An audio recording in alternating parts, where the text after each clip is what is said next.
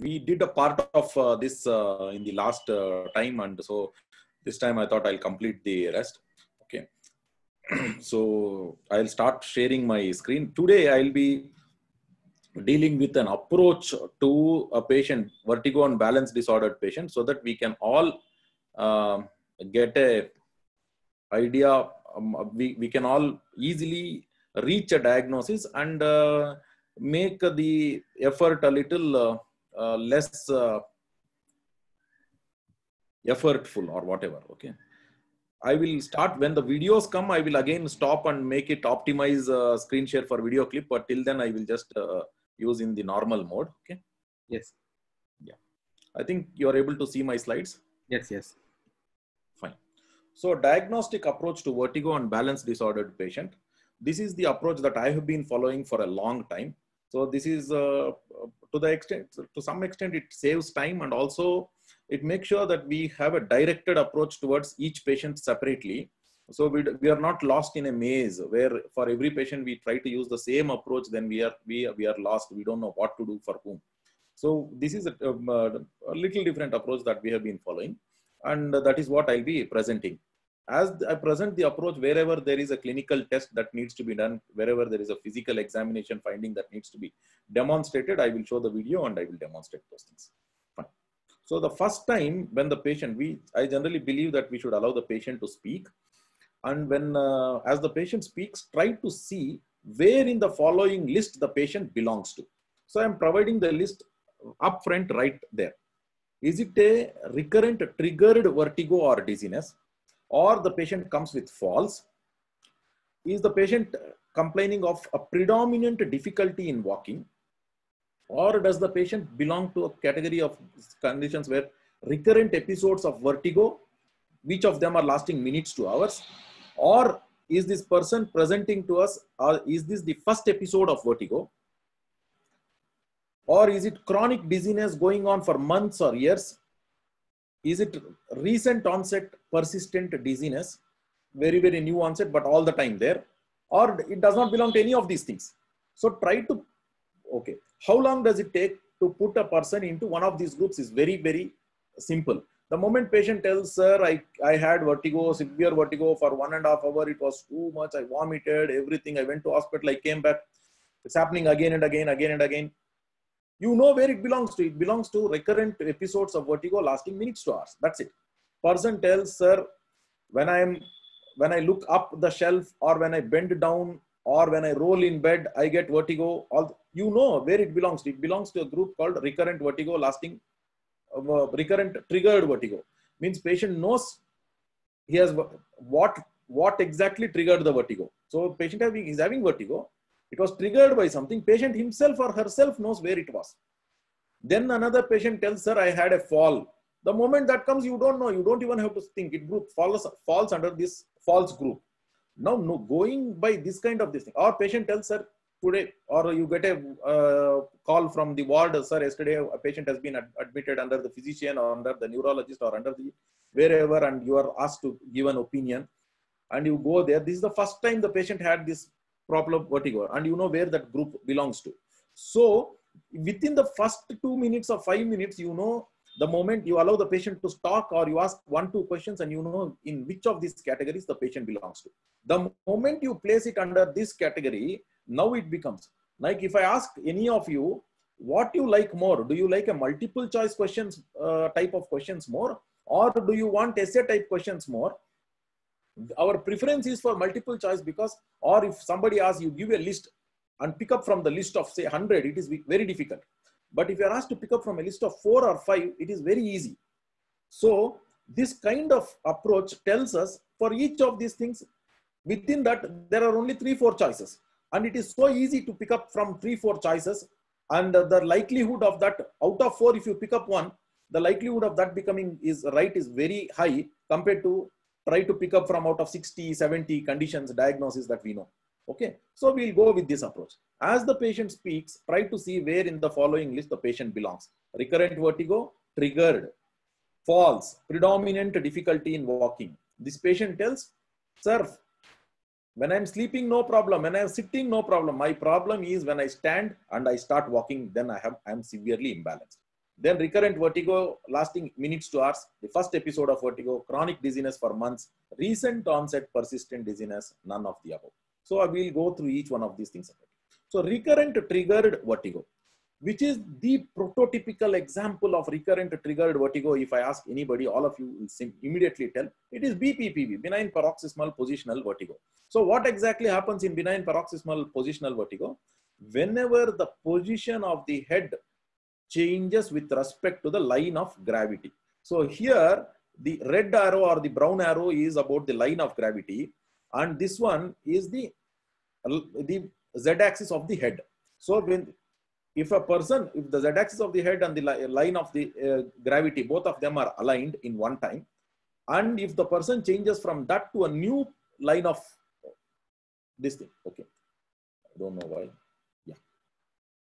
So when that changes, when these two axes, instead of being oriented, they change to a new relationship, at that time, if the vertigo is triggered, it is benign paroxysmal positional vertigo, because it is basically the semicircular canals becoming responsive to gravity. And all those things in detail we have dealt with in the previous lecture. Okay, if you want to see in more, you can go back to that video and see. So this is benign paroxysmal positional vertigo. Basically, it is about line of gravity change. And if that triggers a vertigo, that person is having benign paroxysmal positional vertigo. That is it. Now, rotational vertebral artery syndrome. This is another thing called Bowhunter syndrome. Okay. So here what happens, again, the patient knows what is causing his vertigo. And it is not the head position, unlike in the previous one where the head had to turn up or turn down to get a vertigo. Here, the rotation of the head on the body, I hope you are able to see my video. The rotation of the head on the body, either to the right or to the left, or sometimes rotation with a little bit of lifting like this, that will cause the vertigo. So this is because of a impaired posterior circulation, because one side vertebral artery must be already compromised or already stenosed. So when you rotate the neck, the other side which was supplying, that also gets kinked, and therefore the posterior circulation there is less, and therefore there is going to be a vertigo. So you know what is causing the problem, and it is so the patient knows what is triggering. That is the most important in this category, and based on that you can reach a conclusion very easily. Carotid sinus hypersensitivity is one more thing where patient feels a dizziness, sometimes loss of consciousness also, where if they touch the neck something, or if they extend the neck, there may be a pressure, or during shaving, they extend the neck and they press here and then they fall off. That is another condition. So this kind of a person, what we need to do is you need to put a pulse oximeter probe and ask the patient to repeat the maneuver, and that particular point of time, if you see there is a fall in the pulse rate. A beautiful case of this was demonstrated by Dr. Vishal Pawar once. So that is carotid sinus hypersensitivity. Patient knows this is triggering, and then there is vertigo or dizziness that comes. So all this comes into that condition. Superior canal dehiscence syndrome and other third window phenomenon. Here the patient will tell whenever there is a, so here the trigger is this. When the patient tries to lift a weight, or there is, when they are running, when they are playing, when he is doing a cricket shot or whatever, suddenly there are times when there is going to be Valsalva like things that they do. There is an intracranial pressure, there is rise whenever you try to strain or do something, the pressure in the cranium increases. That change in the intracranial pressure is transmitted through the third window into the labyrinth and causes the vertigo. So this is superior canal dehiscence syndrome, and that is the most common, well known. But then it sometimes so happens that you have a patient who actually complains of this, like whenever there is an increased when he does a Valsalva, okay, increased intra-abdominal pressure or intrathoracic pressure leading to increase in the intracranial pressure causing these symptoms. There are also Tullio-like phenomena when they are susceptible, when they are exposed to very loud sounds. Again, they develop a vertigo. So you think that it is superior canal dehiscence syndrome, and sometimes what happens is, in spite of the best of imaging, whatever, it may not be superior canal dehiscence. In which case, what you are supposed to see is, if the person is having Valsalva induced or Tullio phenomenon type of vertigo, and it is not superior, it does not mean that he doesn't have a problem, or you have not identified the problem. You have to start looking for other third window phenomena. It could be a jugular bulb to posterior canal dehiscence. So you have to search in the same HR-CT's temporal bone to look for that.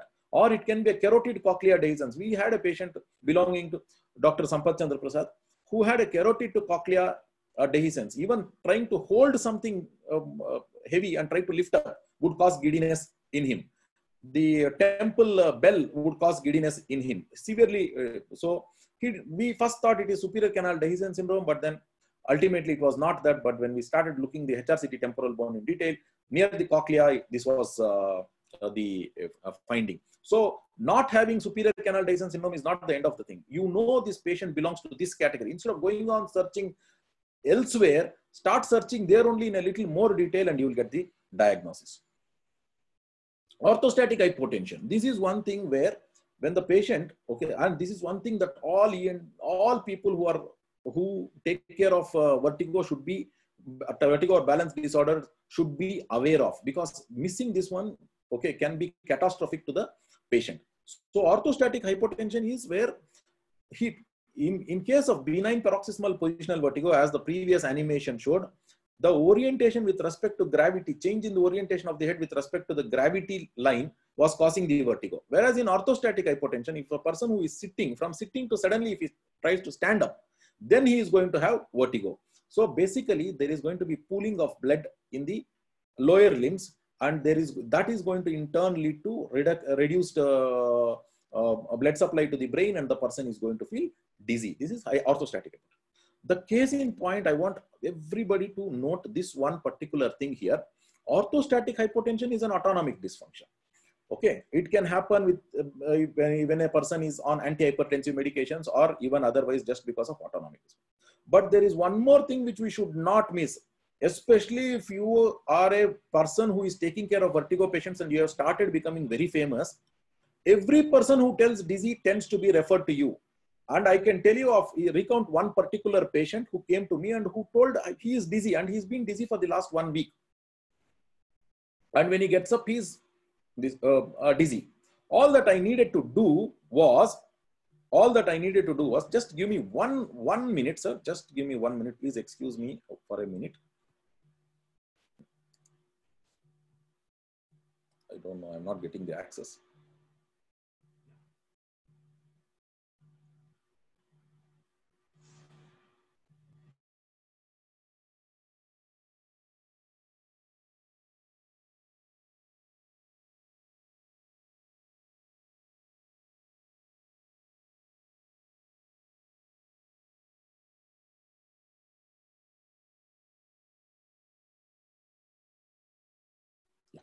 I'm sorry about that. Okay. So there was this one particular patient who actually he came with the dizziness, and his dizziness was more when he stands up.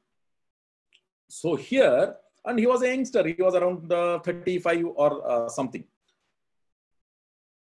The difference in orthostatic hypotension related changes in pulse and blood pressure versus difference in another condition, which I will tell you is this. In orthostatic hypotension related, which is autonomic dysfunction, when the person from the lying down position or from the sitting position, when he stands up, the BP falls. Fall in BP by 20 in the systolic and pulse by, 20 systolic or 10 diastolic is considered as diagnostic of orthostatic hypotension. But this fall in BP is not associated with a rise in pulse in the true orthostatic hypotension. But if the fall in BP is actually associated with a rise in pulse rate, that means there is hypovolemia. Hypovolemia is another condition which we should not miss. In the particular patient whom I am talking about, he was having a bleeding duodenal ulcer, and then when I took the blood pressure fell, but the pulse rate was increasing. When the pulse rate is increasing, it means that the autonomic system is trying to compensate, but there is no enough volume to help him compensate, and therefore still, in spite of the best efforts, there is no restoration of the blood pressure. This is hypovolemia. Whereas there is no effort happening from the body side, then it becomes orthostatic hypotension. We have to know the difference. So both BP falls, no rise in pulse, it is orthostatic hypotension. BP falls, but there is a corresponding rise in the pulse. There is an attempt to correct by the autonomic system, but it is not able to. It is hypovolemia. We'll have to start looking for other conditions. It can be sepsis, or it can be a bleeding, some internal bleeding, something like that. We should not miss. This is one thing. So taking this approach of syndromic, putting it into one group, knowing this is what is triggering, then going into looking at, see the elegant way in which we can easily reach a conclusion very, very fast. Okay, so what I do, okay, pulse and blood pressure in the lying down position, and then pulse and blood pressure in the standing up position. These two things together will give us a diagnosis. Then sometimes you know that this patient is telling it is happening in relation to the neck movement only. He is feeling dizziness on moving the neck, or moving the head, or whatever it is. In the beginning, you think that it could be BP, PV, or it could be anything, but it is not that. But then we know that this person belongs to this particular group of recurrent, triggered vertigo, dizziness, or whatever. Okay. It is recurrent and it is triggered, and patient knows what exactly it is triggering. So if you know that this is, and you are convinced, you will go deep. So one of those unusual diagnoses which came up for this is under one patient with Dr. Sandeep Sharma, which I want to recount, is atlanto-occipital joint. There was an effusion. Atlanto-occipital joint effusion also produced this kind of a symptom. Even for that matter, Arnold-Chiari malformations also can sometimes present with vertigo in relation to the neck on or head on body movement. So we need to keep in mind all these things, and we'll ultimately, once we know this syndrome, we have to go deep. We will get the diagnosis even if we don't get it immediately. Now we will go to the next group. So the first one I showed this presentation. As the patient speaks, try to see where in the following list the patient belongs. And the first one we finished is recurrent triggered vertigo or dizziness. Next comes falls. Okay. So when you talk about falls, so what exactly is falls? The person tells her, I have had a fall. The moment I have had a fall, see, there are some times where things can belong to 2-3 groups also. So it doesn't matter. You can take, if a person with recurrent triggered vertigo belonging to BPPV also complains of falls, you can either evaluate as falls or you can evaluate as BPPV. Ultimately, you will get the diagnosis. Okay. So coming to, or you can evaluate as both. Okay. So coming to, okay, I'm not able to see the controls. Okay. No problem. Okay. Fine. So balance related falls and near falls. Okay. Balance related falls are the falls that are attributed to the inner ear, to the vestibular system. The key features, there are 2 key features in a balance related fall. One is retained consciousness. The person, if he falls, a person with a syncopal fall, there is some kind of a impairment of consciousness. Epileptic fall, there is going to be an impairment of consciousness. Whereas, so they don't belong, they are not our patients, they are not vestibular patients.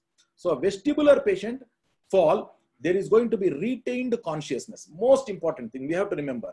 Throughout the patient will tell, I was aware of everything. I fell, but I was aware of everything that was happening. Next is, there is intense energy to the fall, because this is actually a postural reflex. It is a wrong reflex, but it is a postural reflex. So why does it happen? Now, when the line of gravity is going in a vertical like this, the true line of gravity, the utricle of the person is telling, I hope you are able to look at my video, the utricle of the person could be telling that your line of gravity is actually, or you are oriented, your true line of gravity is this, it is what is telling. It is giving wrong information. So there is going to be a postural reflex, which is going to try to orient yourself towards that falsely signaled line of gravity. So because when it tries to orient itself towards the falsely signaled line of gravity, the person is going to have a, so the person is going to have a fall. This is a postural response involving the postural muscles, which are very, very strong muscles. Therefore, there is going to be a strong energy into it. So they have a fall, the lateral fall or a posterior fall, but there is a huge amount of energy in that fall.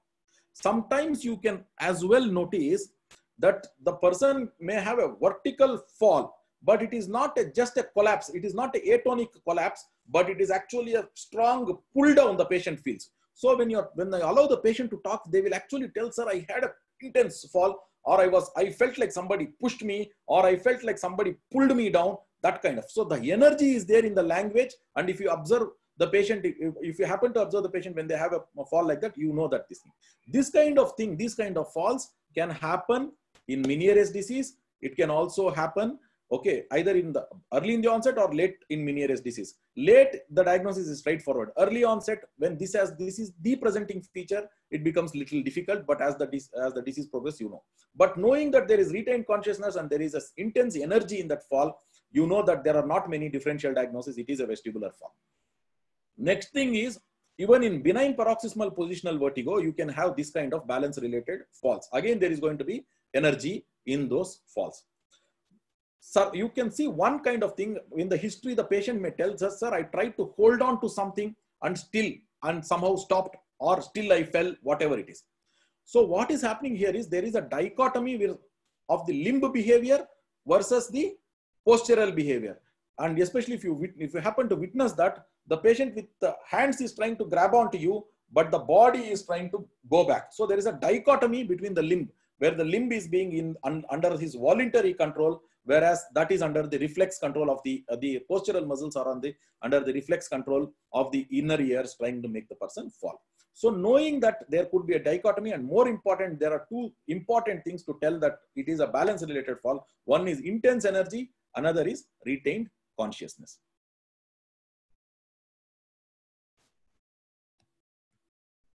Then there are higher level gait disorders which can actually present as a fall. Okay, it can be progressive supranuclear palsy, it can be cerebral small vessel disease, it can be normal pressure hydrocephalus, even cerebellar degenerations, okay, like paraneoplastic cerebellar degenerations, sometimes even thyroid related cerebellar abnormality dysfunction, which is a very, very reversible condition.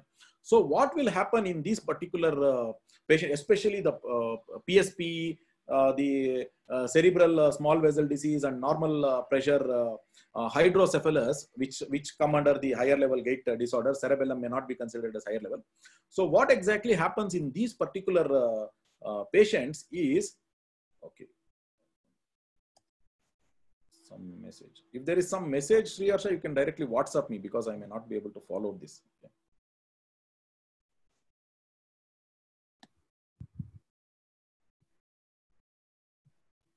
Okay, sir. Yeah, okay. Okay, fine. So what happens is, here, the fall in a higher level gait disorder, here also there is retained consciousness. There is no energy here, one. Two, it is not just a fall like that. It is a fall in response to some postural challenges. There is a postural challenge which another normal person with a normal no gait abnormality would have easily circumvented, which would have easily survived. Whereas when a person with a higher level gait abnormality is not able to deal with that. For example, if you're walking, a person is walking on the road, suddenly a dog comes. When a dog comes, he is but any normal person would not fall. Whereas a person with a higher level gait abnormality, like a PSP, progressive supranuclear palsy, would just fall off. You're walking on the road, you see a stone, okay, which you didn't notice. You want to avoid it, but then they fall. Because the repertoire of postural responses which a normal person has, they may not have.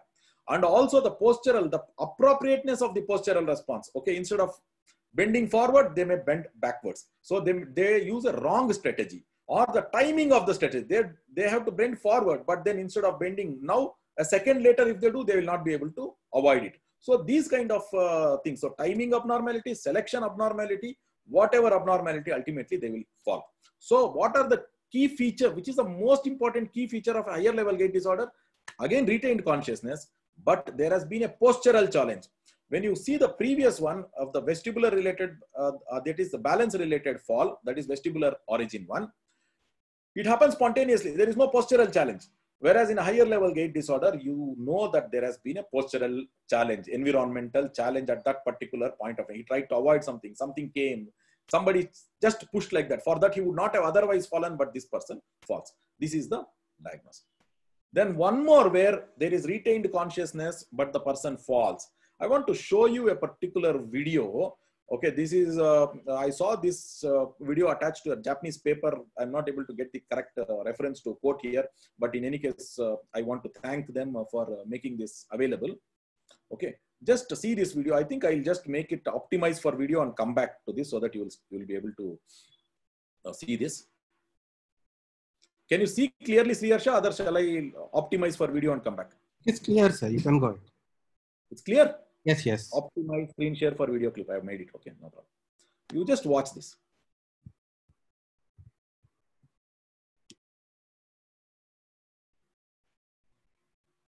It's a short video. I'll play it 2 times.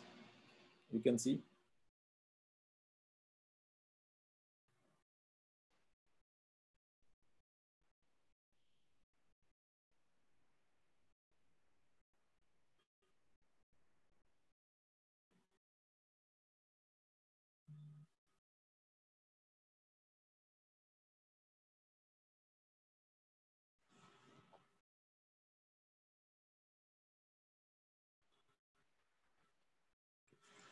Hope it was okay. You could see the person. See yes. Again. Yes. Okay. The overall quality of video itself is low, but you can see a person, this elderly lady. She starts walking. Then near the door, so she's been called into a doctor's chamber. She starts walking. Near the door, her head starts collapsing down. Then her upper limbs fail, then the lower limbs fail, and then she collapses. She comes to the ground. Okay, it is just, and then she gains, and suddenly the entire episode is less than 41 seconds. Within 41 seconds, everything is over. So from losing the neck control, then the upper limb control, the neck control gone, upper limb control gone, then the thigh control gone, and then she slips down. This particular patient did not get a diagnosis for many, many years. For decades, she did not get a diagnosis. All that the doctor had to ask was whether she needs recurrent naps to feel fresh. And she said she has to take several naps in a day to feel fresh. So that was a narcolepsy, cataplexy. What exactly was happening in her is, if you see somebody sleeping in the class or in the bus, what happens is there is a craniocaudal distribution of flow of relaxation pattern. If you see a person in the bus, he's holding on to the bar in the front, the first thing that you see is he starts falling like this. The neck control becomes loose. Then he starts losing, lets go of the hand. If he's further deeper into sleep, he lets go of the trunk also, and then he falls down.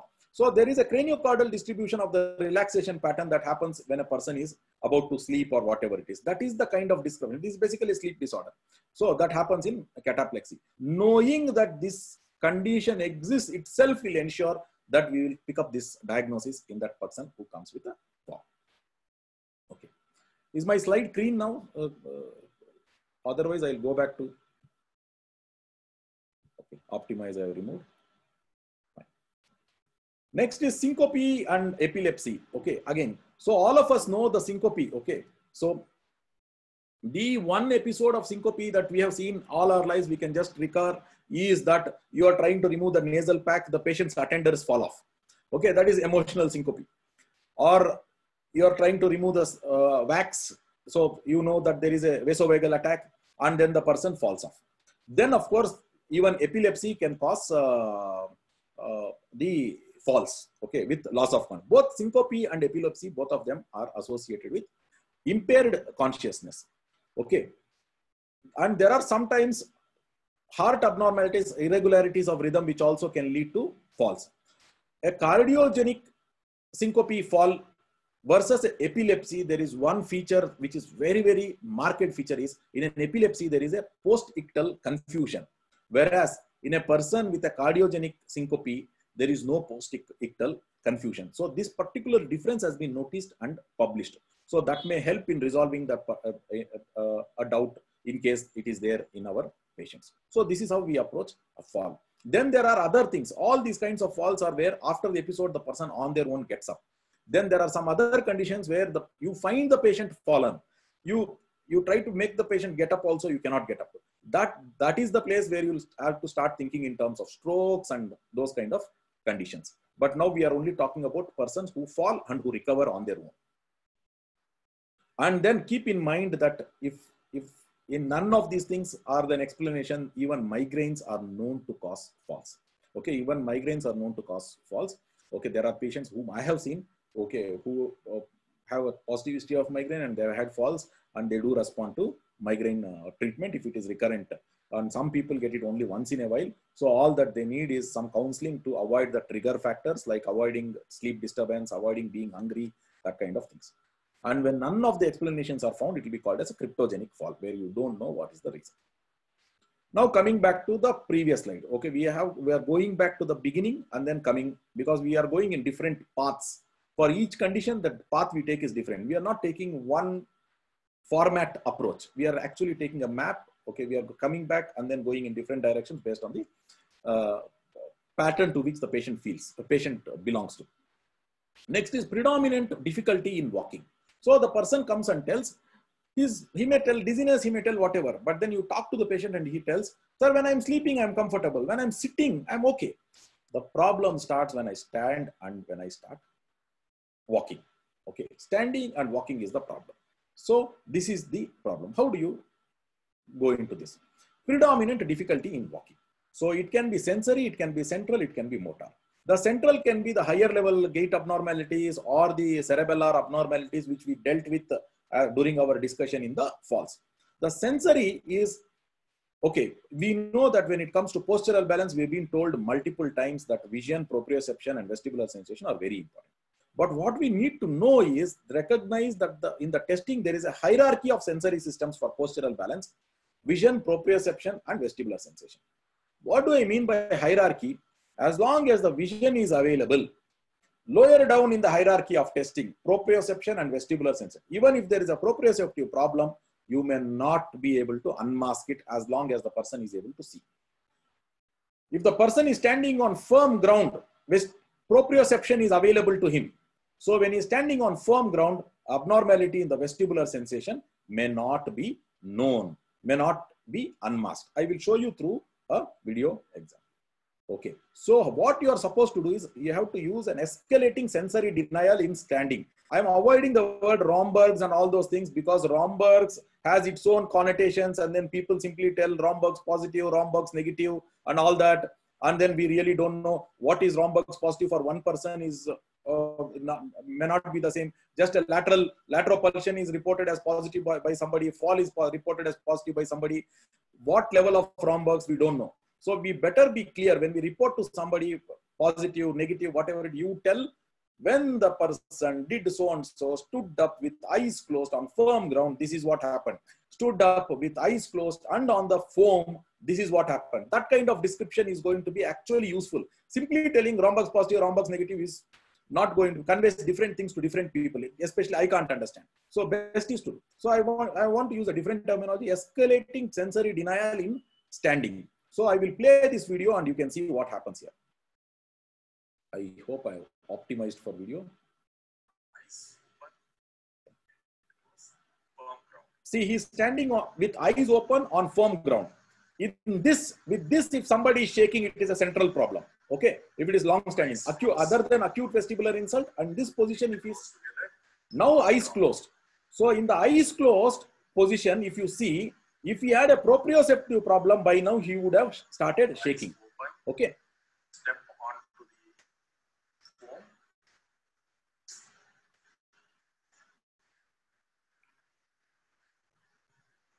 Eyes closed. You notice this? I made a statement before that a problem in one sensation at the lower level in the hierarchy. Top was vision, next was proprioception, next was vestibular loss. So when he was standing on firm ground, proprioception was available. So the lack of proprioception did not, when the proprioception was available, when the, okay. So as you deny and whatever it is. So just see now, when he's with his eyes open, though the proprioception is no longer there, he did not shake. Okay, I will see this. When the eyes were open, from the legs, proprioception is not coming. Still, he did not shake. Only on denying the higher level sensation, the lower level sensations problem becomes manifest. See here, this is not a real problem. This is an induced one because we have removed artificially the proprioception. Eyes close.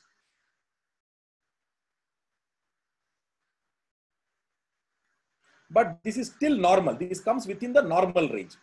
This comes within the normal range. So now what you have done here is you have removed the eyes and you have removed the proprioception. Now only this person's vestibular problem will become manifest. So watch this again. First you do is on firm ground, he stands and eyes open. If there is a central problem, he will start shaking now only. Then close his eyes. On firm ground, if there is a proprioceptive problem, he will start shaking now when he closes the eyes. Feet close together. Now if he is stable, now you go to the next level of escalating the sensory denial. Now you deny the proprioception also. So what he does is, he stands on the firm ground. Now you ask him to come and stand on the foam, stabilize himself, then close the eyes. Now you have removed two sensations, both eyes and proprioception. Okay, this is within normal limits. But if he has a vestibular problem, now that this will become manifest and he will start shaking like anything. He is not. This is within normal limits. Okay. So this way we can come to know in which of the sensory systems that there is a issue. Then one more thing is for the same patient. Okay, for the predominant difficulty in walking, okay, once you have ruled out there is no problem in the sensory system, you can, or if you think it is a proprioceptive problem, what you can do is you can take a tuning fork of a low frequency tuning fork like 128 hertz tuning fork and check for vibration sensation on the malleolus. So a person with proprioceptive problem will also have reduced vibration sense, which will give add to your diagnostic value. So that is very important. Then one more thing, in the motor system also problems can lead to this kind of predominant difficulty in walking, like muscle weakness, neuromuscular abnormalities, these kind of things. So you need to observe for the muscle strength also. And there is one more specific condition that we need to keep in mind is something called cervical spondylotic myelopathy. In cervical spondylotic myelopathy, on the neck there is going to be the spondylotic chain which is pressing on the spinal cord and causing spasticity of the lower limbs. So how do you unmask that? Do a knee jerk test. If you do a knee jerk, if the knee jerk is exaggerated, then you can consider that as probably you should start thinking in terms of cervical spondylotic myelopathy. Even the plantars you can check, okay, whether they are down going or up going. Okay, so this much. So we saw first, we'll go back to the map, recurrent triggered vertigo or dizziness, the BPPV, superior canal dehiscence, all those features we saw. Then we saw falls, balance related falls and other differential diagnosis. Then we are now seeing predominant difficulty in walking. We are done with it. Now coming to recurrent episodes of vertigo lasting minutes to hours.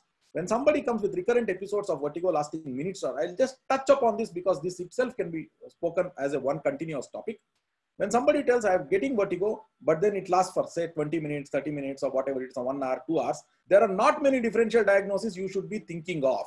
The only differential diagnosis that you should be thinking in terms of in most cases is either it is Meniere's or migraine. If there is a temporal association of vertigo with hearing complaints, both of them occur simultaneously, you start putting it towards Meniere's. Otherwise, if there is a trigger which happened say 1 day ago, 2 days, up to 3 days ago, there can be a trigger like the patient had missed sleep, the patient went to a marriage, ate something new, okay, or was exposed to different smells, or went to traveling, or was hungry, whatever it is. Any of these triggers bring about his vertigo, or if the person also has either temporally related or not related headaches, then you place that as migraine.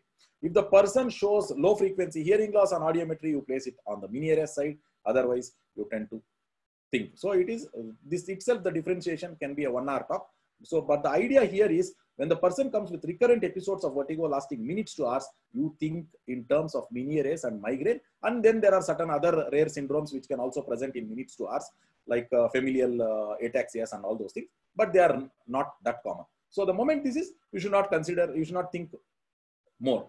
The other feature of migraine is, in addition to episodes of vertigo lasting minutes to hours, migraine is one condition which can also present with the BPPV. It can also, so migraine is one condition in which the episodes of vertigo can be seconds, can be minutes, can be hours. So any of these things. Now going back to, as the patient speaks, try to see where it belongs in this thing. We have covered recurrent triggered vertigo or dizziness. We have covered falls. We have covered predominant difficulty in walking. Recurrent episode of vertigo lasting minutes to hours. Now coming to first episode of vertigo. This is very, very important and scary for a lot of us. And this is what I'm going to go in detail. If you want, take a breath, take a deep breath, relax, and then now start concentrating. So the first episode of vertigo could be anything. Okay. So the first episode of acute prolonged vertigo is generally labeled as vestibular neuritis or labyrinthitis or whatever. But then unless proven otherwise, it is a stroke. You have to actively put an effort to make sure that it is not a stroke. Okay. Not being a neurologist is not an excuse for not doing an neurology examination, because the neurological examination that is needed to rule out a stroke in a person presenting with vertigo does not need you to be a neurologist. It needs you to be an MBBS. Okay, that's all. And this is what is taught in our second MBBS clinical methods. All that we need to do is we should have the discipline to actually implement it on the bedside, and it hardly takes, once you practice it, all these tests together will not take more than 10 to 12 minutes. So I'll go back to what we are supposed to do when you are encountered with that particular person coming with first episode of vertigo. Previously, this used to be described as first episode of acute prolonged vertigo. I have removed that prolonged vertigo because I have seen strokes in patients who are ready to be discharged. Okay, the patient came yesterday evening to the hospital. Today morning, the doctor has written, please take ENT opinion before you discharge a patient because of vertigo. And then it turns out to be a stroke, because, and by that time patient is not that symptomatic, but then when you do an MRI, it was actually because of a stroke. So it need not be prolonged. It need not be long. It would have lasted for 1.5, 2 hours and then gone also. So for every episode, first episode of vertigo, this amount of examination is a must before you discharge the patient or tell the patient that you don't have a stroke. What is that is what I'm going to come to. So now, what are all the things when a person comes with the first episode of vertigo, what are the things that you are supposed to look for? First and foremost is pulse. Pulse, pulse. Take the pulse. I have put a separate slide on it, put a picture on it to just emphasize the importance of taking the pulse and recording the pulse for 1 full minute. You may get arrhythmias, you may get bradycardias, you may get sick sinus. All those things can be picked up just by making sure that you take it for, and it is the simplest examination, and you'll be surprised. In 3 months, if you keep taking for every patient for 3 months, if you take in that 3 months, if you get one patient who has an irregular rhythm, that warrants taking the pulse in everybody. Please do that. The next thing is blood pressure. So check the blood pressure. Okay, in the orthostatic, I asked in blood pressure in supine and standing here, take the blood pressure and make sure that you take the blood pressure. Don't fall into the trap of, after taking the blood pressure, if the blood pressure is high, we should not think, oh, I found the blood pressure is high, so the explanation of the patient's vertigo is high blood pressure. No. If you find high blood pressure, you have found another marker that this patient is probably having a CVA. That's all. Don't attribute the dizziness or vertigo to the blood pressure per se. It is a marker that you have found. So this is very important. Next, most important thing after pulse and blood pressure is make the person stand up. You have to make the person stand. So many of the catastrophes in not diagnosing the stroke could have been prevented by following that one discipline, that making the patient stand up. The problem here is there are relatives, there are so many people, the patient is acutely ill. What doctor, you are making this person to stand up? No, that is very, very important, because however bad a vertigo, if peripheral etiology is, that person will be able to stand. He may be having intense lateral pulsion, but he will still be able to stand. But if he is not able to stand, that goes in favor of a cerebrovascular accident. Next is Voice and speech, you don't even have to examine, go near the patient and do something. This is just listen to the voice and the speech, and you will notice that the patient has hypernasality, hoarseness, or dysarthria. So hypernasality, soft palate palsy, hoarseness, vocal cord palsy, dysarthria is of course cerebellum. So any of these things. So even before doing anything specific to vertigo, so much information we are gaining. We have not gone anything close. We are taking the pulse. We are taking the blood pressure. We are making the person stand up. That's all. There is nothing specific about vertigo. There is nothing specific about we being otologist, neurotologist, and with a high this thing. Nothing. The basic MBBS level things, we will start picking up things. Just look at the voice. Listen to the speech. So if there is a hypernasality, hoarseness, or dysarthria, then start thinking in terms of something in the lower cranial nerves or in the cerebellum. Make the patient stand. Okay, that was okay. Either way, okay. You would have listened to the patient or whatever. So I made the one slide come up and back. Then is facial movement. Check for facial movement. What we are trying to do by looking at hoarseness, hypernasality, now looking for facial movement and all these things, we are trying to map the brainstem. We are trying to map the brainstem. So what are we trying to do is we are trying to map the brainstem, and that is very important because in the brainstem are all the nuclei, and that is what we are doing. So if all the map turns out to be correct, then we don't have an issue. So what you do? Simple, 2 seconds. Hardly it takes 10 seconds to ask the person to do so much and make sure that the facial symmetry, facial movement is normal on both sides. Next is the principle of what I call as 2-2-2 principle. This is sensation. So again, we are trying to map the brainstem. That was on the motor aspect for the face. Now you are trying to map the brainstem for the sensory. There are two sensory streams, fine touch and is one, and then there is another sensory stream, that is the crude touch, pain and temperature. So both of them are different pathways, and you see that different things decussate at different levels, whatever it is. So you can use that to actually pinpoint at what point, but the point here is not to pinpoint at what level. The point here is not to miss a stroke.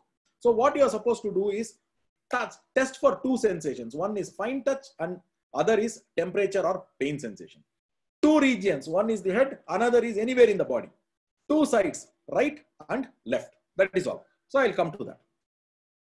Fine touch on the face. Take a wisp of cotton, right side, left side, ask again and again, can you feel, cannot feel, make sure that the patient is actually getting the fine touch sensation. Next is temperature sensation. In most weathers, in most climates across, wherever I have gone across, the tuning fork feels cold.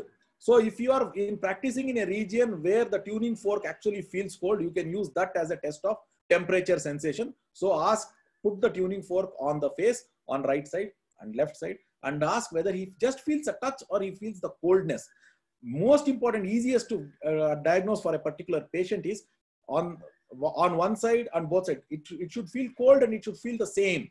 If he tells no, this side I can feel the cold, but on this side I can just feel the touch, but I'm not able to feel the cold sensation, then there is a problem. Same thing you repeat on the body. Okay, take a wisp of cotton and then on the body without touching, only with the cotton, you do that. Okay, the camera angle view shows that I'm touching, but I'm not actually touching with my hand, only with the wisp of cotton. Then temperature sensation with the tuning fork on the body. So you have done two things, two sensations, two regions, the head and the body on two sides, right and left. These three things you have to do. Each of these things on both sides, each of these things in both areas. So this is how you are trying to map. Okay. Now, next thing what you are supposed to do is look at the pupils. Pupils, whether there is symmetry or not. The sympathetic pathway goes all along the brainstem before exiting into the cervical and then cervical sympathetic ganglion and again being supplied throughout the brain along with the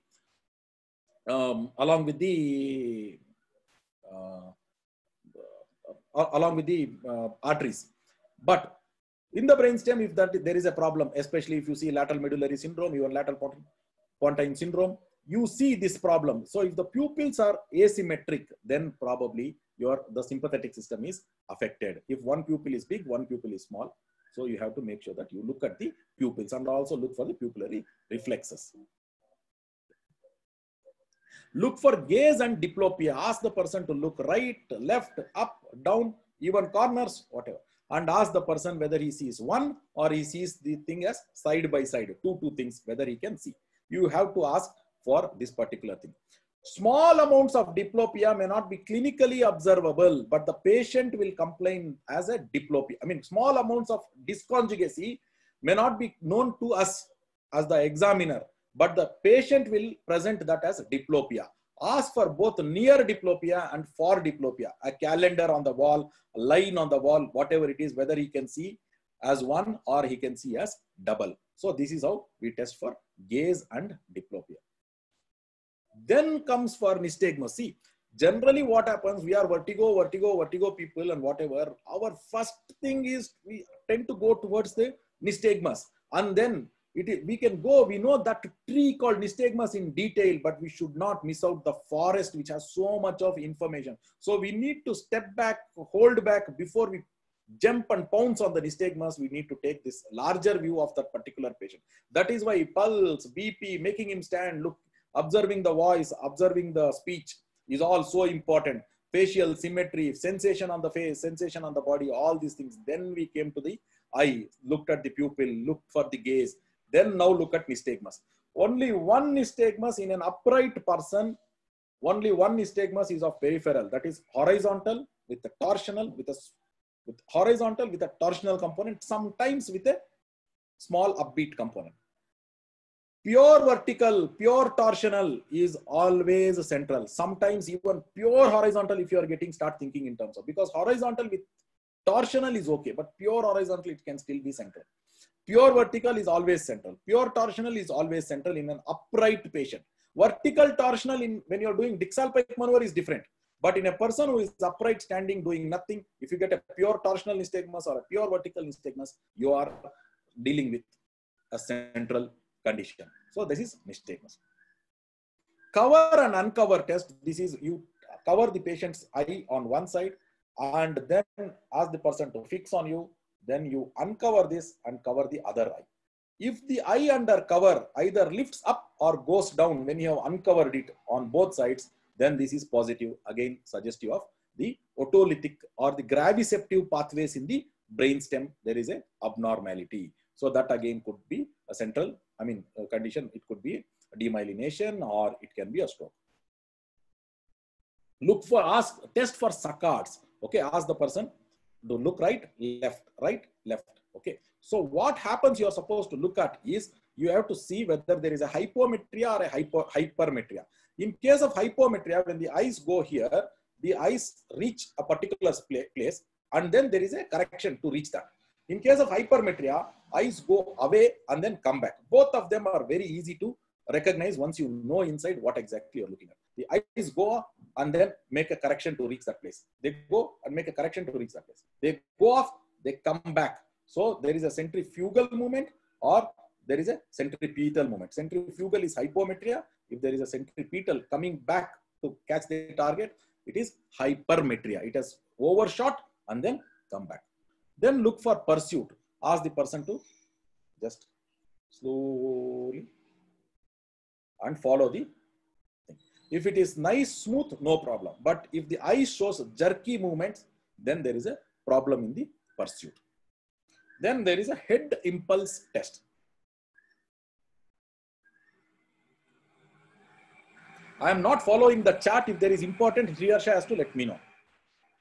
So this is the head impulse. This is how I do. I do from center to lateral. There are some other workers who recommend doing from lateral to center, but then it doesn't make a difference because you are just making only 15 degrees of movement. And look at the eyes need to be fixed on you. So when the head goes to one particular side, the eye needs to be fixed on you. When the head goes to another side, the eyes need to be fixed on you on both sides. If at all that fixing is not happening, that means the vestibulo-ocular reflex pathway. The vestibulo-ocular reflex pathway starts in the inner ear, goes to the brainstem, comes to the eye. Somewhere on the pathway, there is a problem. If the person is having vertigo, and if that vertigo is because of the failure of the inner ear, then the head impulse test will be impaired. Don't use the word for head impulse tests positive, negative. They have very wrong, confusing connotations for different people. You tell whether it is impaired or intact. Because if the head impulse is impaired, it means that the inner ear is not working. Inner ear is not working means that it is peripheral. So we have to keep this in mind. So impaired may be good news. Head impulse is intact means when you do this, the eye continues to remain on you, is actually good news. Intact is good news. So when you say normal, does it mean, I mean, intact is, when the head impulse is intact, it is only good news for the inner ear. But when the head impulse is intact, it does not mean actually good news for the patient. Because if the head impulse is intact, it is preserved. If the head impulse is intact and head impulse is preserved, what you are trying to tell is this person's vertigo is not because of inner ear. If it is not because of inner ear, it can be because of something else. So you have to be very careful. So when you say normal, what are you saying? Are you saying that the head impulse is normal, or are you saying the patient is not having vertigo? The meanings are totally different. So that is why don't tell normal, abnormal. Tell head impulse is intact or head impulse is impaired, so that everybody understands. Now I will show the same thing in slow motion to appreciate the eye position. Okay, how it was. In fast, you will not be able to appreciate that the eyes remained on you. Okay, just see what happens here. This is the normal head impulse test. There are enough of abnormals that I have shown previously. I thought of optimizing time. I'm only showing how to perform the test. That is why not included many videos. Is the video good, Sriharsha? Otherwise, I'll optimize for video.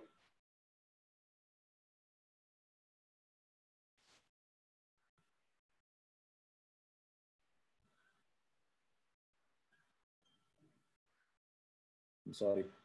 Now I optimized for video.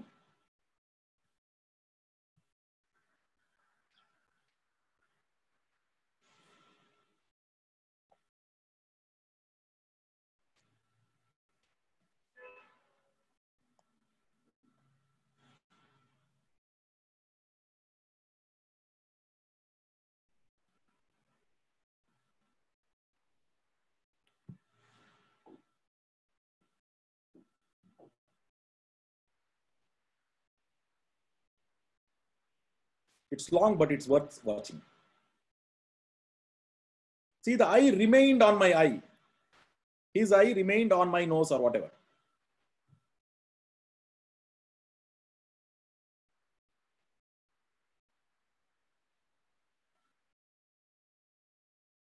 You can see the intense thrust. Even the face started moving. Okay, that is the rapidness with which the thrust was given.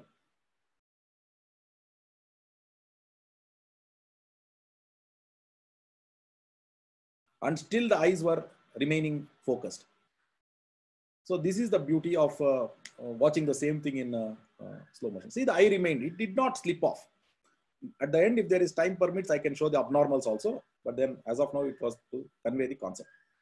So this means the eye is moving in the opposite direction to the head so that it can retain its position in front, which means the vestibulo-ocular reflex is intact. Good. Okay. So if the vestibulo-ocular reflex is intact and good, that it may not be in an acutely vertiginous patient, may not be good news for the patient, because if the vestibulo-ocular reflex is intact, inner ear is intact. If inner ear is intact, where is the vertigo coming from? Probably the vertigo is coming because the cerebellar inhibitory input on the vestibular nucleus is cut off. So it could probably be a cerebellar stroke. So that is how it is. Now, one of the most important things, very, very revealing things about the function of the cerebellum. Vestibular and optokinetic response on rotation. Okay, this is one thing. Vestibulo-ocular reflex suppression test. This is the basis of that. I will explain to you that one. See, just see this. What will happen here? Look at his eyes. He is a normal rotation in a person, right and left rotation, will evoke a nystagmus. This nystagmus has two underlying bases for it. One is the inner ear stimulation, another is the environmental view on the eye. both of them. So that's why I called it is vestibular cum optokinetic, because when he moves, the field also moves and evokes a optokinetic. So this is what is the origin. Let us see this in a little close-up view. See what will happen here. Look at his eyes. Can you see the video? Yes, sir. We can see the video. Yeah, you can see you can appreciate the nystagmus in the eyes.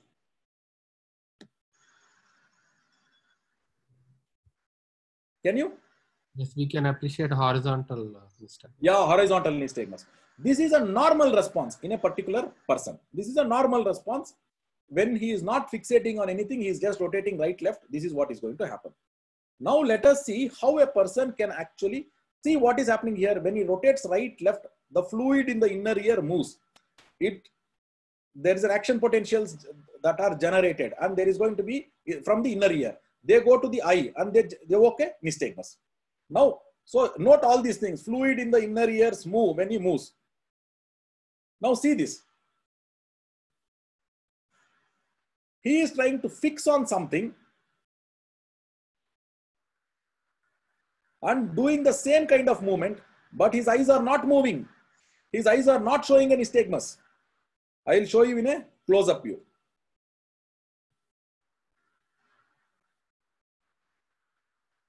You saw?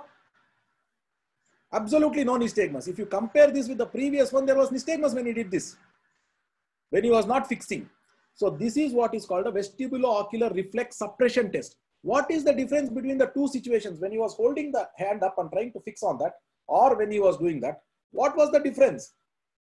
For the head, for the inner ear, there was no difference. In both situations, the fluids were moving. In both situations, action potentials was getting generated. But the difference between the two is the context. In one, he was fixing to something that was moving with him. When he fixes to something that is moving with him, the cerebellum is signaling to the vestibular nucleus, stop conducting this to the eye. Now the context is different, the purpose is different. So inner ear, it is not stopping. Action potential generated in the peripheral nerve, it is not stopping. What is stopping is at the vestibular nucleus level by the cerebellum. This context is different. Now the VOR should not work. So the ability to switch on and switch off the VOR is a cerebellar function. So if there is a stroke, then probably this ability to actually switch off the vestibulo-ocular reflex will be impaired. When the ability to switch off the VOR is impaired, when the person does this, even with this, you will see a nystagmus, which we are not supposed to see. If we see a nystagmus, it means he is not able to context-based suppress the VOR, which means that it can again be a stroke. So this is the importance of vestibulo-ocular reflex suppression. So, sir, can you show the two videos again? So there are again, you want to see? There are Yeah. some See, requests. this is the normal one I will show. First and second, with I will show. without suppression. This is suppression. This is suppression, absolutely no nystagmus. Okay.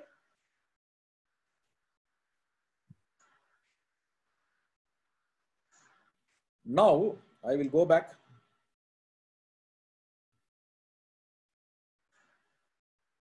This is suppression.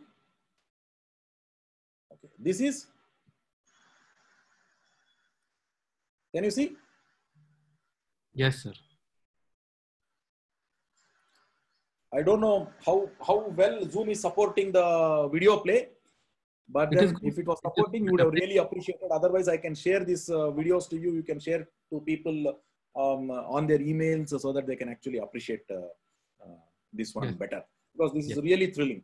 So if this kind of, he was not trying to suppress, but when he is trying to suppress, if he gets this kind of nystagmus pattern, which you saw here, when he is actually trying to suppress, if he gets this kind of nystagmus, then it is abnormal. Then you should start thinking in terms of stroke.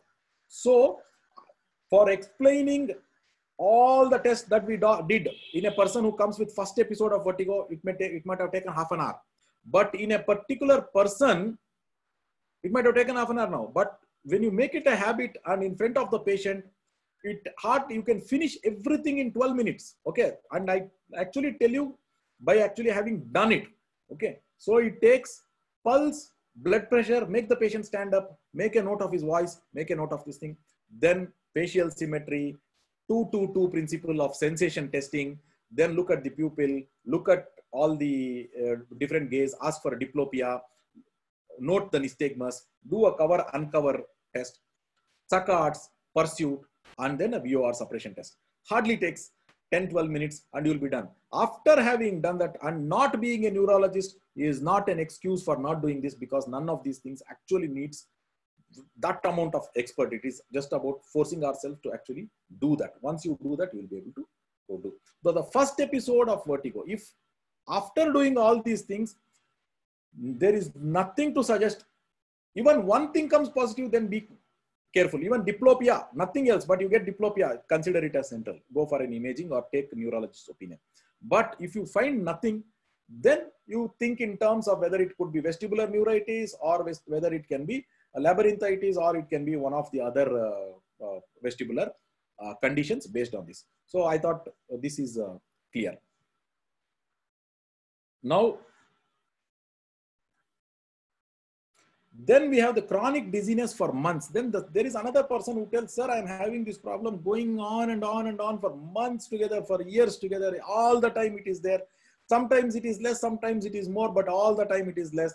Then probably you are looking at a patient with chronic subjective dizziness, or a person with triple PD and all those things. Then he will need the medicines appropriate. Don't hesitate to actually give SSRIs or SNRIs in a person whom you have positively identified as chronic subjective dizziness or triple PD, because the only way in which we can actually help them is by giving medications in a lot of patients. So without hesitation, we should be giving a trial of medications and see how is the response. Then there is one more condition, recent onset persistent dizziness. This person tells this, I'm having this problem for like 3 weeks, 4 weeks, 1 month, something like that. And all the time it is there. This is not the chronic subjective for a long time, but recent onset, new. Okay. After an hospitalization, I came back, I had fever, and after this I am having, or suddenly it started, whatever. This is one group of patient is that. So in vertigo patients, sometimes what happens, we find we miss something, then we become apologetic, whatever it is. This is the one person in who deserves all kinds of tests, from ECG, LFTs, RFTs, recent onset persistent dizziness, till you actually get a diagnosis. Without hesitation, you start doing all investigations, start taking neuro opinions, start taking rheumatology opinions, physician opinions, till you actually get a diagnosis, as long as it is recent onset persistent dizziness. If does not fall to any of the above groups, it is still possible that anything.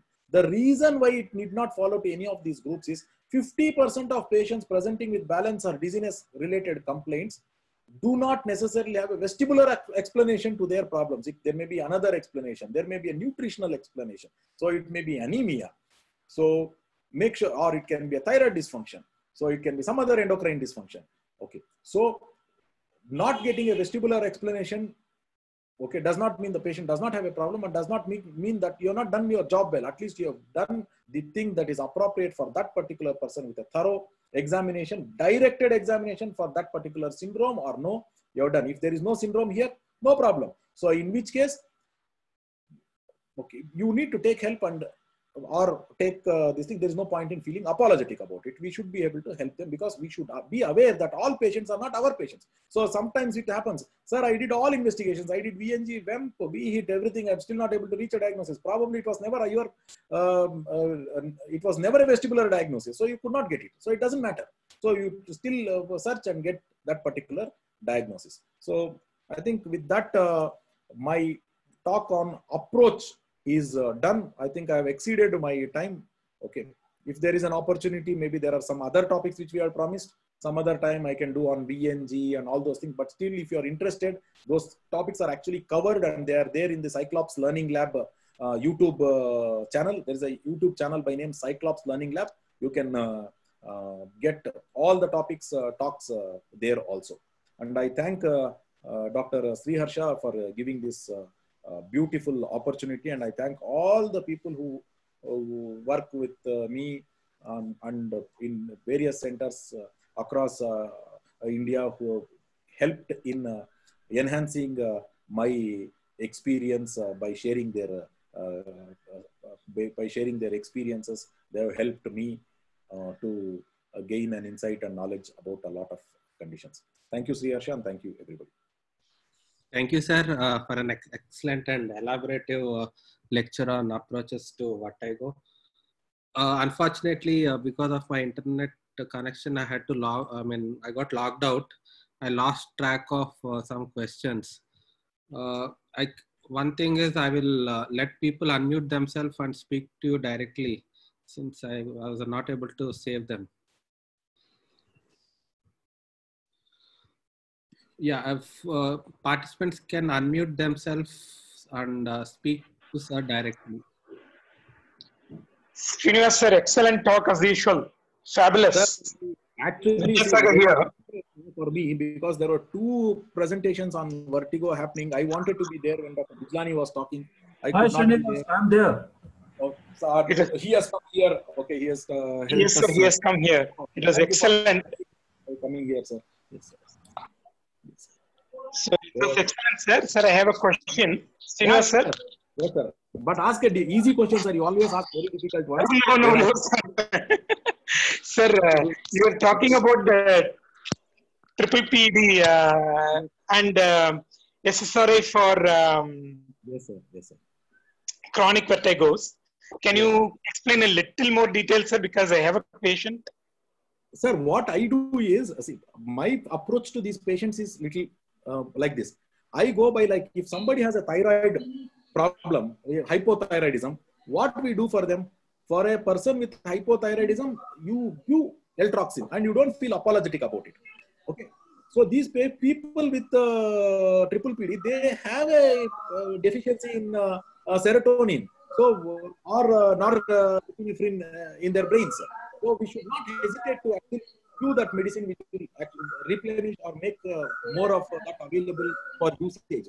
So my personal favorite medicine is duloxetine, Duanta. I start at 20 milligrams per day, and I will look for the response only after 1 month. Okay, no early response and all I don't expect.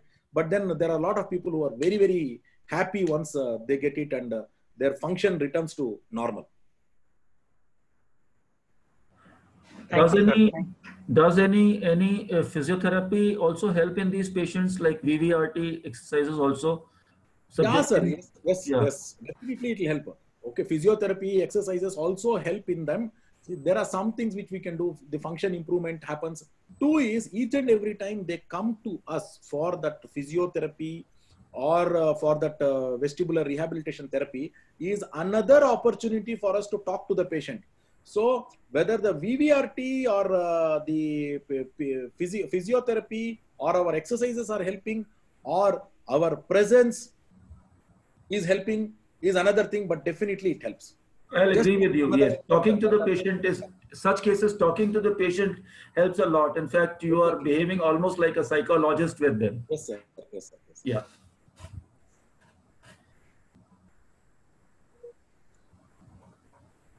There is a question on vestibular implants. The vestibular, Rohiwal sir is there, sir. Thank you for blessing us, sir. Very good afternoon. Wonderful talk as usual. Thank you, sir. I just wanted to have your opinion. We many times get patients, those who have got some oscillopsia, and they are diagnosed as P3D. So how to clinically rule out or collaborate? Sir, we can, what I have is, I have a video of a person with the oscillopsia sensation. So what I do is I ask the patient to actually tell whether the feeling is this particular thing. If it is that particular thing, then we will have to go into whether it is actually oscillopsia. Then oscillopsia can be three. All the time we have been taught about only one oscillopsia, that is the oscillopsia because of vestibular failure. Bilateral vestibular failure, that is vestibulopathy related oscillopsia. The moment you demonstrate a normal head impulse on both sides, that oscillopsia is not because of a labyrinthine dysfunction. So the other thing which we need to rule out in that particular person is whether the oscillopsia is actually because of a nystagmus. Okay, there are some kind of nystagmus pattern, central nystagmus, which also can produce oscillopsia. Then there is another third variety of oscillopsia which can happen in a person with head tremor with a subnormal VOR. So in a person with bilateral vestibulopathy with head tremor, they also have a oscillopsia which settles on holding the head stable, which behaves more like a bilateral vestibulopathy only, but you can also notice a head tremor. So if it is none of these things, if there is no nystagmus, on an eye ophthalmic examination also you cannot get a nystagmus. On VNG also you cannot get a nystagmus.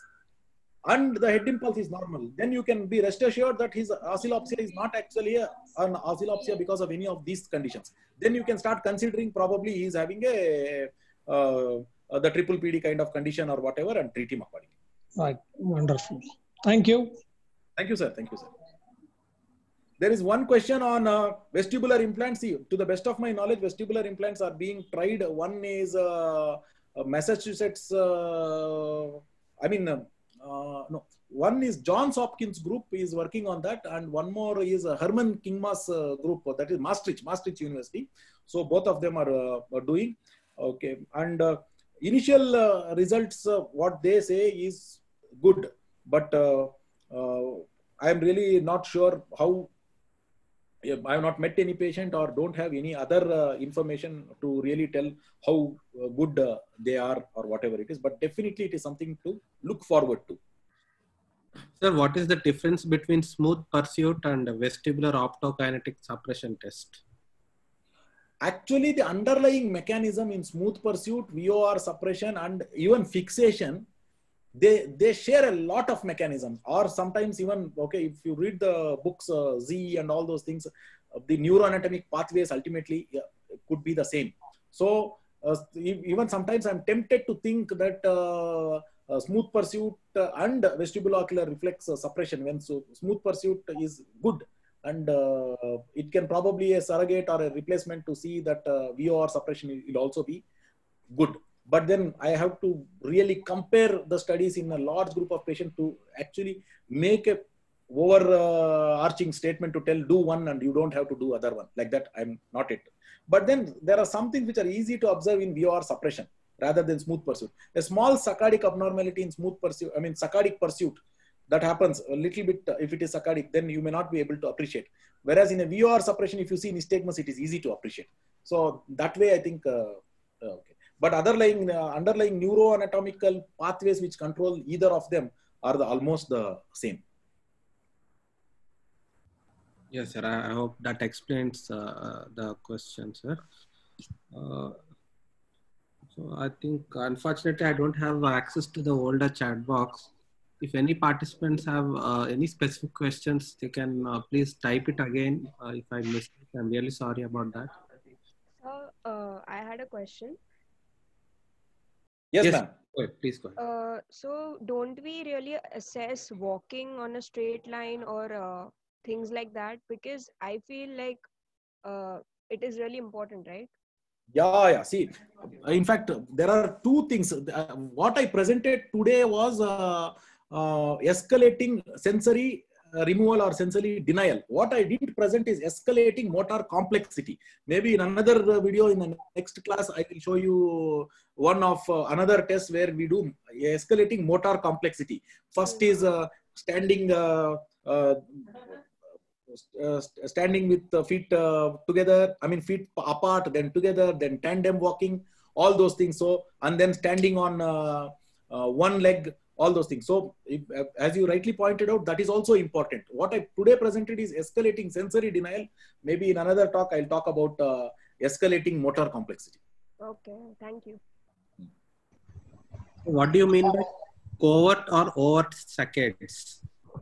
The covert and overt saccade in the head impulse test, okay, this when you're doing a head impulse test, clinically, the only thing that you can see is what is overt. Means when the head has moved in one direction, the eye has not moved, and after the head has stopped, the eye tries to come back and catch the point of vision. So this is overt. But if you see clinically, the head impulse is normal. The simplest explanation is this. Clinically, if you think that the head impulse is normal, but the V-hit test, the instrumental test is showing that there is reduced gain, then that is because of a covert saccade. Means as the head is moving, the eye starts moving in the compensatory direction. It is not a VOR generated head movement, but it is a saccadic movement. But it has started even before the head has stopped.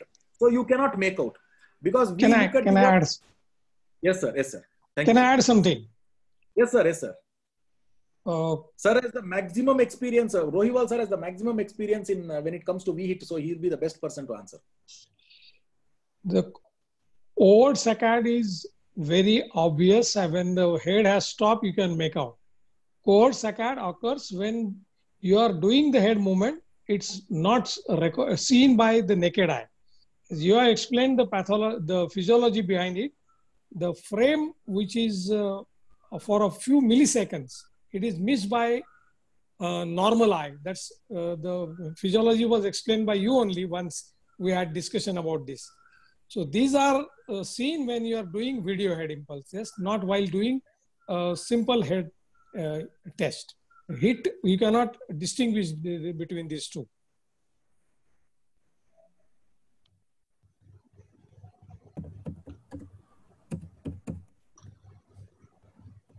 What is the interpretation of seeing right saccade on right head turn?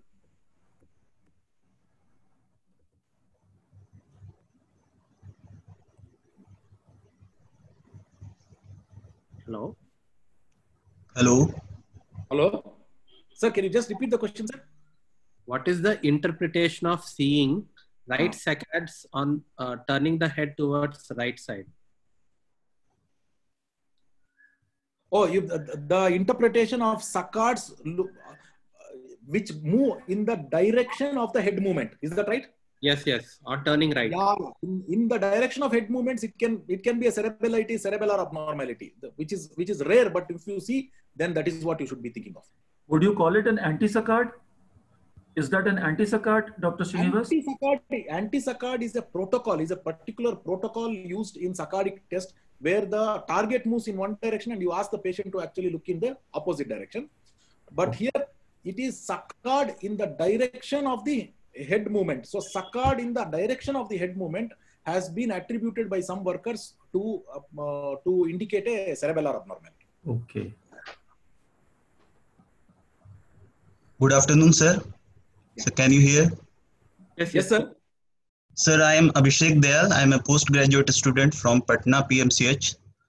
So one question I have, that can otolith displace into the cochlea and cause it can be a cause of tinnitus? Yeah, actually, because anatomically cochlea is the most dependent part. This is, in fact, this is one favorite topic for Dr. Bijlani and me. We had a chat with Dr. Vishal Pawar in Dubai also about this particular thing. Dr. Pavan Singhal likes this topic. So this is a very favorite topic that you have touched. So the otolithic dysfunction of the utricle, otolith degeneration in the utricle is said to lead to benign paroxysmal positional vertigo. And when it comes to the otolithic degeneration and dislodgement and migration from the saccule is said to lead to Meniere's and Meniere's kind of syndromes. There is a paper to this effect from Australian workers. So that can actually lead to cochlear problems also. So very nicely pointed out. Thank you for bringing that. Thank you, sir. That was a very nice question. Very nice question. Sir, can you tell what is gaze-evoked tinnitus? What is gaze-evoked tinnitus? Oh my God! Oh, this is very. I have come across these discussions before, where on turning to one side or the other side, there is going to be this thing. See, there are two things. One is eye movement sound being appreciated. Another is actually a patient hearing a tinnitus on looking to right or left. Honestly, I have not gone into the depth of what could be the explanation of this particular thing, but definitely I have come across people talking about this. Mm-hmm. Maybe I'll try to read up and answer. Okay. There is one more thing. There's a lot of interactions, much more than what we appreciate in the between sensory systems. So what is being nowadays shown is that there is a trigeminal and vestibular cochlear and vestibular, trigeminal and cochlear. A lot of intermingling of the pathways does happen in the brainstem level, which was not previously appreciated. Even in the inner ear level itself, there is a cochlear and vestibular lot of intermingling that happens. So trigeminal vestibular intermingling pathways have been described. I'm really not sure whether that could be one of the explanations, but then I can read up and give a better answer next time.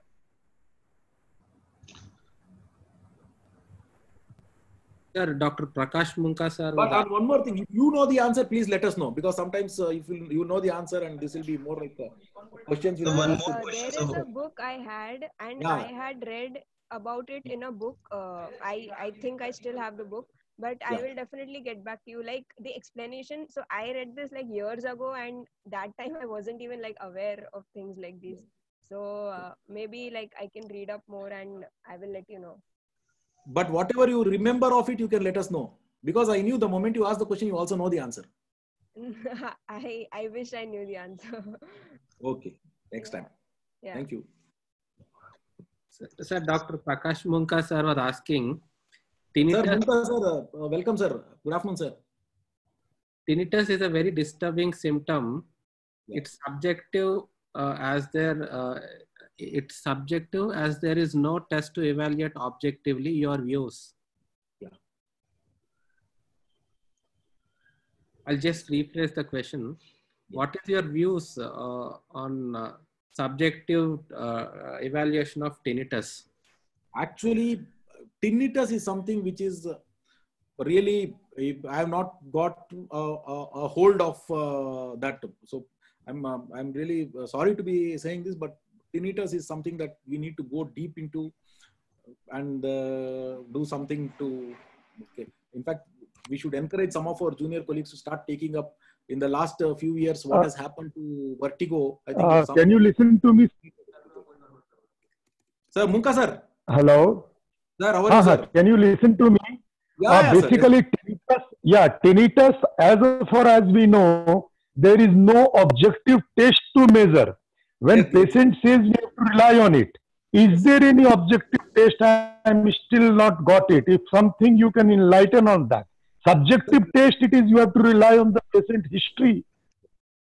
To the best of my knowledge, I'm not aware of anything that objectively tests.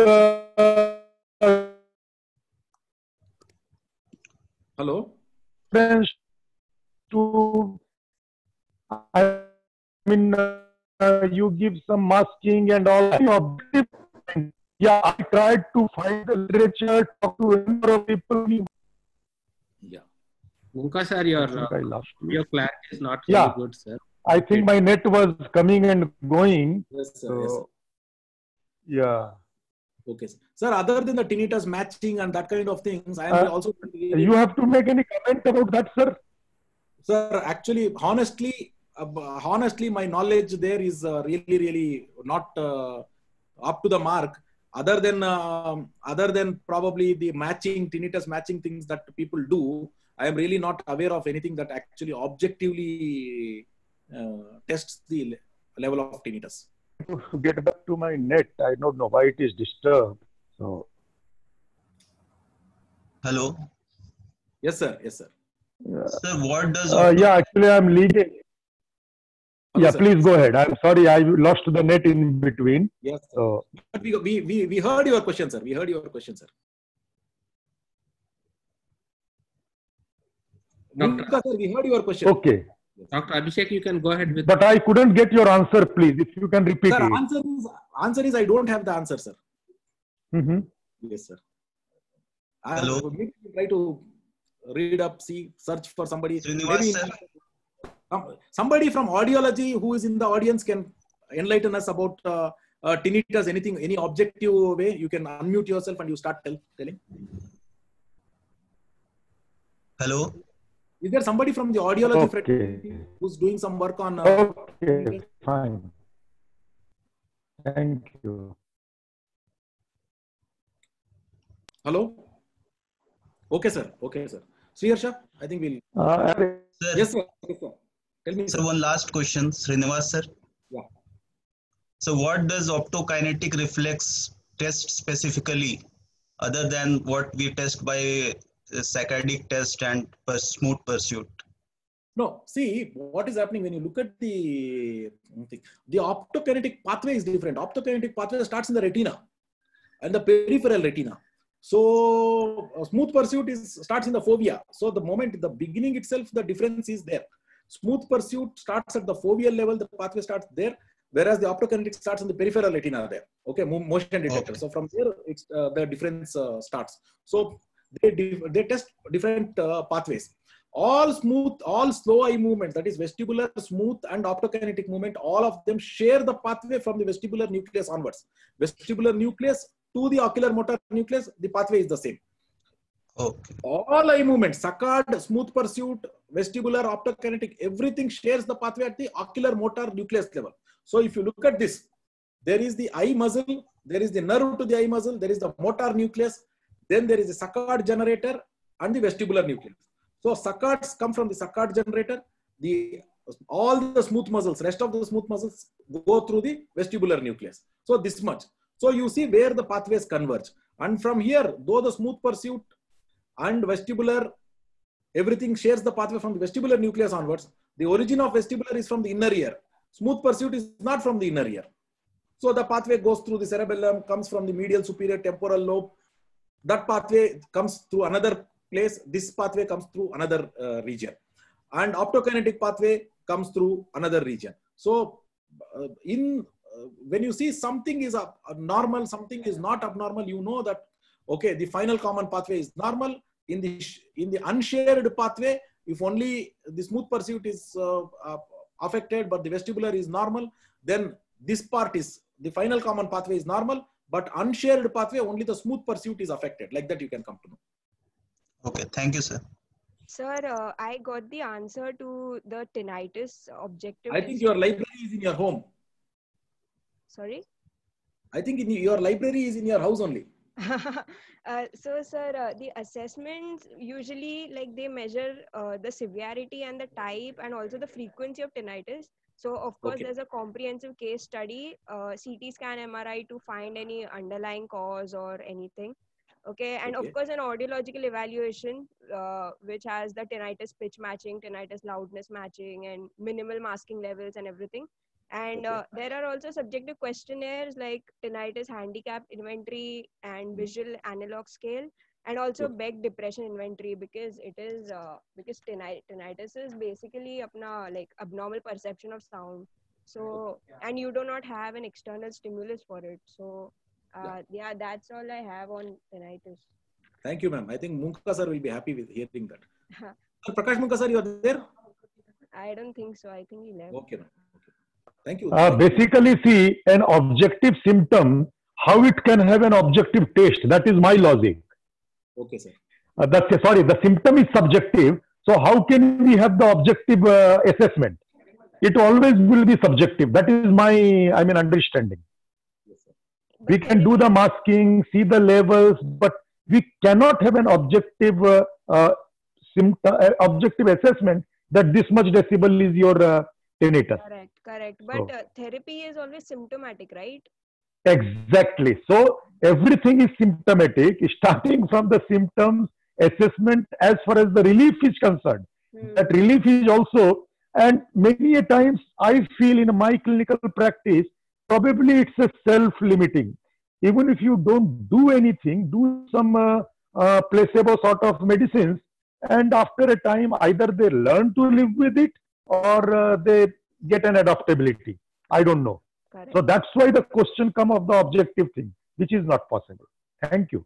Okay. Thank you, sir. Thanks for your efforts. Thank you. Thank you, ma'am. Thank you. Thank you for your effort. Thank you, sir, for an elaborative lecture. And unfortunately, again, we missed out some topics. No, that is okay, sir. That is okay. And most of those topics are already there on YouTube. Yeah. Okay. And there is only so much that a human brain can comprehend in 1 hour. So we should not be troubling people also. Yes, sir. Very, very much true, sir. I hope most of the Sri Harsha, I must compliment that his YouTube is a great source, the Cyclops, that YouTube channel, and today also he shared something. Probably we can go back and see whatever we want. There are, I mean, lots of videos which we cannot understand in one go. It's a complicated topic, isn't it? Yes, sir. Yes, sir. That is the most extensive library on Wattego in the whole. Yeah, that is what I feel. Yeah, you are right. I agree with you. Yeah, Thank you, sir. Go ahead. Most of my Wattego knowledge is thanks to Sir's YouTube channel. I hope these Superb, sir. Superb lecture, superb discussion. Thank you, sir. Thank you. Thank you, sir. Thank you, sir. Vidyasagar sir, thank you so much. Thank you all. With this, we'll end the webinar. Thank you Yes. so much, sir. Thank you all.